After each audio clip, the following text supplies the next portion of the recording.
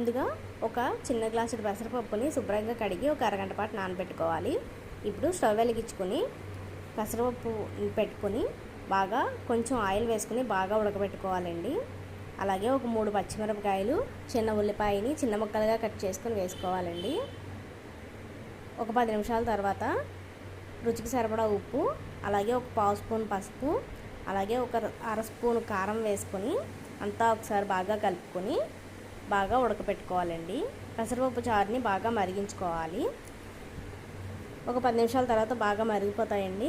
ఇప్పుడు తాలింపు కోసం స్టవ్ వెలిగించుకొని పాన్ పెట్టుకొని అందులో తాలింపు దినుసులన్నీ వేసుకోవాలండి. అలాగే కొంచెం చిటికెడు మెంతులు కూడా వేసుకోండి, చాలా బాగా చలవ చేస్తుంది. ఇప్పుడు తాలింపునంతా పెసరపప్పు చారులో కలుపుకొని ఒకసారి అంతా బాగా కలిపి బాగా చల్లారనివ్వాలి.